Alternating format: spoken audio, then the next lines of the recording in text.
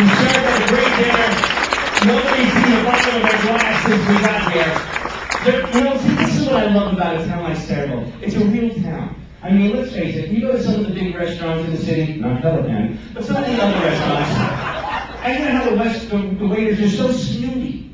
Not here. Here they're very nice. You get those snooty waiters, sir, have you ever had Indian food? Hello, Thanksgiving. So we thank you for that.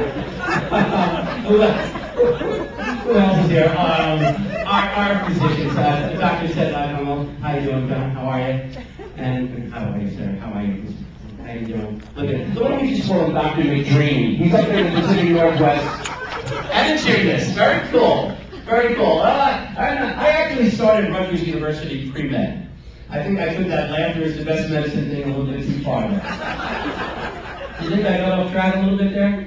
But anyway, how about a nice round of applause again for all of our associate honorees tonight. And all the past honorees. Yeah. Actually, a couple of people here. Are you people on having that? Sammy, hello, how are you? Sammy, take out just for 1 second, stand up. Because I want to say something. Maybe jackets will never go out of style. Thank you. Peter Sellers, ladies and gentlemen. You love going to the movies, and you get to see him live in person right here. And hello, Patricia, how are you? One of the most brilliant women I've ever had the pleasure to know, Dr. O'Connor right here. How are you? You know what?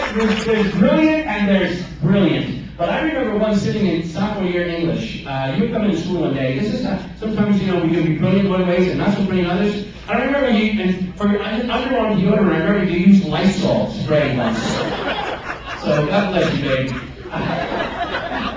This is true. Look at you. Look at how pretty this woman is. Janet, hello. How are you? Look at you. Did good there, Coach. You did good. You did real good. Look at you. Happy green guy, you. This is good. By the way, they're the only people I know that travel more than I do.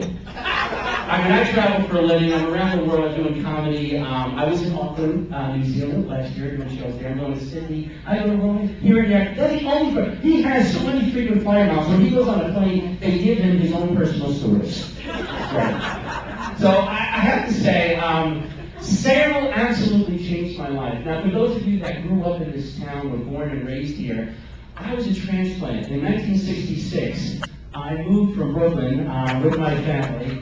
Brooklyn, thank you. How you doing? In the house? Brooklyn in the house? Good. How you always? Okay. It's a great place. My mom and dad bought a house. Just say hello to my father right there. Say hello to Ed, Belinda, everybody, right there.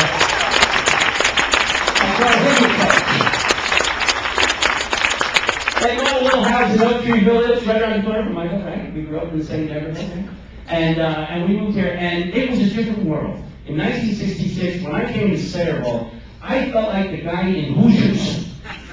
It was like the town from Hoosiers, and I was Gene Hackman. I want to tell you something. I did not get off to a very good start. Now, let's talk about, this is, for me, this town is about some very strong women. Now, the only strong woman I knew in 1966 was my mom, who is not here with us today, but she's looking down and going, how did you get in that? But the person that really established my foothold in Sayreville is sitting right here. She's an honorary last year, Dr. Marie Parnell. Right here. I love you. I want to tell you something. Not to take anything away from Sarah Palin, but the original strong woman, the bulldog with lipstick, is right there, my friends. Right there. Who is stronger or smarter than this woman? As a matter of fact, in 2012, I'm backing you for the nomination of the okay? So stay in shape, okay? She's brilliant. Now, you always had that beehive hair. Well, family four could have lived in there. This is the record.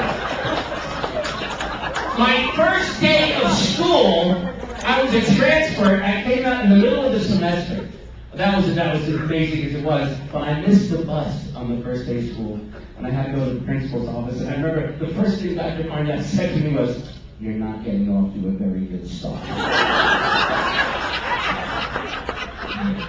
Now I see her all the time. We have your summer residence is right where I live, and we have mutual friends, so I get to see Dr. Parnell a lot. I also see her a lot in Atlantic City. I remember once she She the gambler. I think you should know that. She hit the slot machine jackpot once, and the bells are going off and the whistles, and she's screaming. I'm like, it's a nickel machine. You want $8. Be quiet. We'd love to see you there, and in August when I'm back in the Borgata, I'm expecting you to come and see me. Okay? Thanks. That's a promise. Good. The other strong woman that I met that first day in school was my math teacher for 4 years, put up with me. Please say hello to Mr. Nesso. Yeah. 4 years, along with my friends, Matt Anderson right here. I remember probabilities and matrix algebra. We were the dirty half dozen. That's what we called ourselves, and she put up with us. Now, she's probably the most brilliant woman I've ever known. As a matter of fact, I'm not kidding. And that's why she goes to Atlantic City all the time with Dr. Parnell. I figured out why. She's counting cards. Yeah, she's one of the ring. Yeah, definitely double down on the point.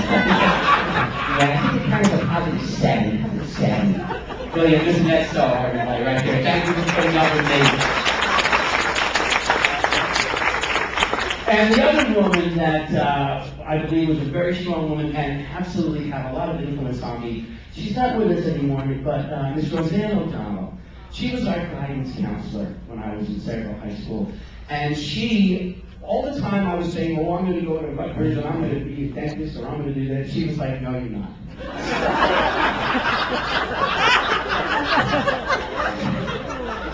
You know, you think to yourself, who would take advice from somebody who wound up as a guidance counselor? But this woman was so right on, and she knew me, in the same way Dr. Parnell knew me, that my true love, my calling, was to be on the stage. Now, I am here, I believe, for the main reason I am here was in 1970, My Fair Lady. We didn't play that year, and the star of that play is, by the way, sitting right here, Mr. Matt Anderson, Henry Higgins, ladies and gentlemen. And I was part of Alfred Doolittle, and I remember our closing night, Roseanne O'Donnell, when I came out for my curtain call, she stood to her feet and gave me a standing ovation. I can see it to this day. And that completely embodies Sayreville for me. Sayreville changed my life. My lifelong friends, all the people I associate with now, are all people from Sayreville High School. All my friends, they're over there too. Tom Chesko, how you doing, Bob, Kathy, Debbie, how you doing? Vicky, you know, it's like these are the people that now are still my best friends and will be probably till the day I die.